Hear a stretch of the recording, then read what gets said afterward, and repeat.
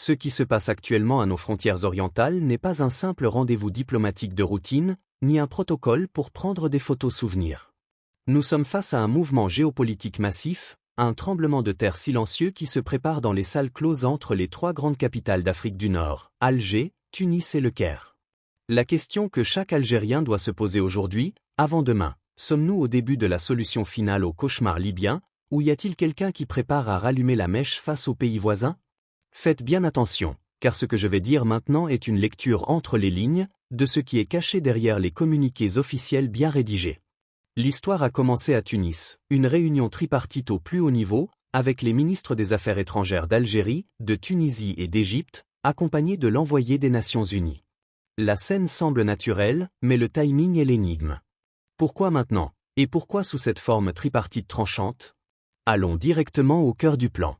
Le communiqué final issu de Tunis n'était pas de l'encre sur du papier, mais une feuille de route obligatoire que les pays voisins ont mise sur la table. Le ton a changé, nous n'entendons plus des phrases comme « nous espérons » ou « nous souhaitons ».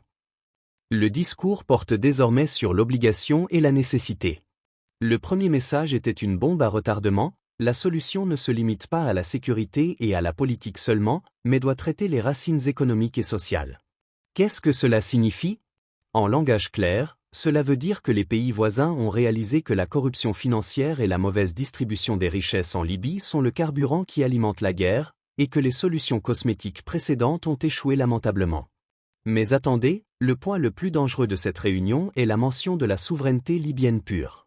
Une phrase que nous entendons souvent, mais le contexte ici est différent et terrifiant pour certaines parties. Les trois ministres, avec un soutien algérien très fort, ont tracé une ligne rouge large. Pas de tutelle internationale, pas d'interventions étrangères, et la solution doit être libyenne pour les Libyens. Pensez-vous que ces paroles passeront inaperçues auprès des pays occidentaux qui jouent avec le destin de la Libye? Bien sûr que non. C'est une déclaration de confrontation diplomatique. Les pays voisins disent au monde, la sécurité de la Libye est notre sécurité nationale, et nous ne vous permettrons pas de jouer avec le feu dans notre jardin arrière. Et maintenant, révélons le secret qui rend cette réunion puissante et efficace. Le communiqué a parlé franchement du retrait des mercenaires et des combattants étrangers. C'est le cœur du sujet.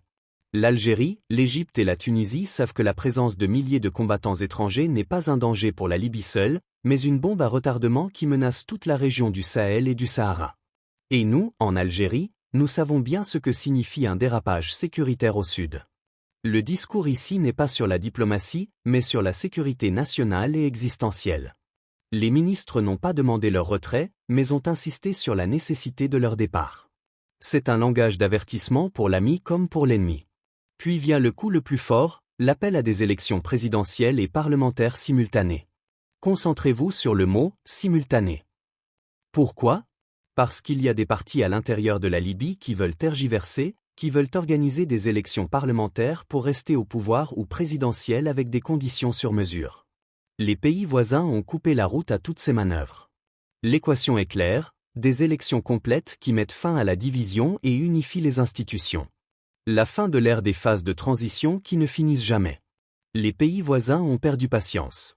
Mais voici le tournant dramatique de notre histoire aujourd'hui. Les parties libyennes ont-elles accueilli cette bouée de sauvetage avec des fleurs? La surprise a été un choc. Une réaction violente, rapide et très en colère est venue de Tripoli. Le ministère des Affaires étrangères du gouvernement d'union nationale libyen a publié un communiqué incendiaire, un rejet catégorique.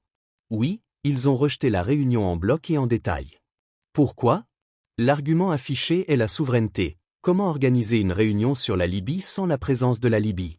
Le gouvernement libyen a considéré ce qui s'est passé à Tunis comme un dépassement grave et une insulte à l'État libyen.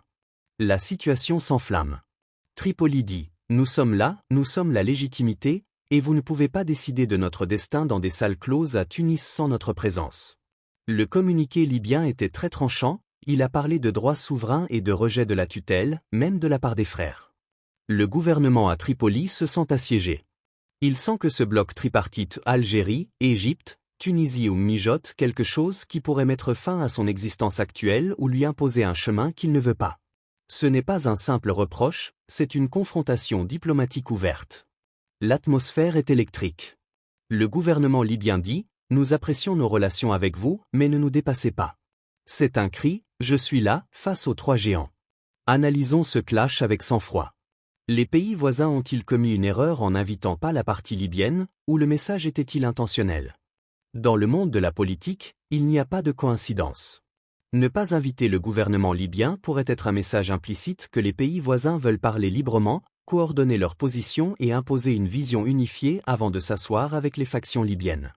Ils considèrent que la division interne en Libye rend impossible de parler à une partie sans fâcher l'autre, donc ils ont choisi de se coordonner d'abord. Mais ce choix a allumé la colère du gouvernement de Dbeba, qui y a vu une marginalisation intentionnelle. Nous sommes maintenant face à une scène surréaliste. Les pays voisins essaient de sauver la Libye de la noyade, et le noyé refuse la main tendue parce qu'elle ne lui a pas demandé la permission avant de s'étendre. La situation est très compliquée. L'Algérie, avec sa sagesse diplomatique et son poids stratégique, essaie d'équilibrer, mais la sécurité nationale ne connaît pas les compliments. Quand les ministres des Affaires étrangères d'Algérie, d'Égypte et de Tunisie se réunissent, cela signifie que le danger s'est approché et que l'attente n'est plus une option. La région Bou, le Soudan s'enflamme au sud, le Sahel est agité, et il n'est plus permis de laisser le trou noir en Libye ouvert. Le communiqué tripartite a aussi parlé d'intégration économique. Réalisez-vous la profondeur de ce point? Ils discutent de lier les intérêts de la Libye à ceux des pays voisins pour garantir la stabilité. L'économie est le moteur. Mais comment cela se réalisera-t-il? Et le gouvernement à Tripoli ferme la porte et dit « Interdiction d'entrer sans notre permission ». Nous sommes face à un vrai bras de fer. Qui criera le premier? Les pays voisins qui possèdent les clés des frontières et la profondeur stratégique, ou le gouvernement libyen qui s'accroche à la légitimité internationale mais souffre de divisions internes aiguës? L'affaire ne concerne pas seulement un communiqué et des mots. Nous parlons de scénarios terrifiants. Si ce chemin échoue, l'échec du consensus signifie la continuation du chaos, le flux continu d'armes et le maintien des mercenaires à nos frontières, et c'est ce que l'Algérie ne permettra jamais. L'armée algérienne surveille et la diplomatie algérienne se déplace à pleine vitesse pour rassembler les dispersés, mais il semble que la tâche soit plus difficile que nous l'imaginons. Il y a ceux qui profitent du maintien du statu quo. Il y a ceux qui veulent que la Libye reste un État failli qui épuise les capacités de ses voisins. L'envoyé des Nations Unies est présente, et cela donne une légitimité internationale à la réunion de Tunis, ce qui augmente la rage et la colère des partis réfractaires en Libye. Ils voient que l'ONU complote avec les pays voisins pour les contourner. C'est un jeu d'échecs compliqué où chaque mouvement peut mener à un échec mat, et la victime finale est le simple citoyen libyen qui rêve d'élections et de stabilité, et le citoyen des pays voisins qui veut être rassuré sur ses frontières. La question qui se pose avec force maintenant, pendant que vous suivez cette analyse, quelle est la prochaine étape? Les pays voisins vont-ils reculer et envoyer une invitation officielle à la Libye pour apaiser les esprits, ou vont-ils poursuivre leur plan et imposer un fait accompli soutenu internationalement? Et le gouvernement à Tripoli va-t-il prendre d'autres mesures d'escalade pour entraver ce chemin? Nous vivons des heures cruciales. Le dossier libyen entre dans un tournant très dangereux. Le clash entre la vision des voisins et l'attachement de l'intérieur à la souveraineté pourrait faire exploser tous les efforts s'il n'est pas géré rapidement. Messieurs, l'affaire est plus grande qu'un différend protocolaire. L'affaire, qui détient les clés de la solution en Libye? Les capitales occidentales ou les capitales arabes voisines? La réunion de Tunis est une déclaration claire que les pays voisins ont décidé de reprendre l'initiative, que la solution doit passer par Alger, Le Caire et Tunis, et non par Berlin, Paris ou New York seulement.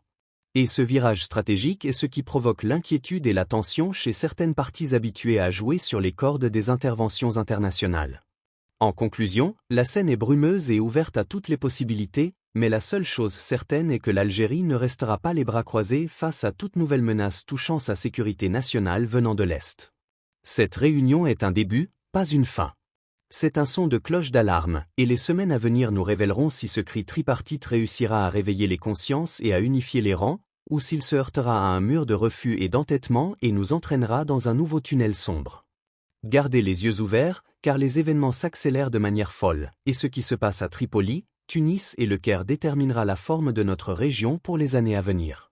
Ce n'est pas une simple nouvelle passagère, c'est notre avenir et celui de notre voisinage, et l'histoire n'est pas encore terminée. À suivre, et les dossiers chauds restent grands ouverts.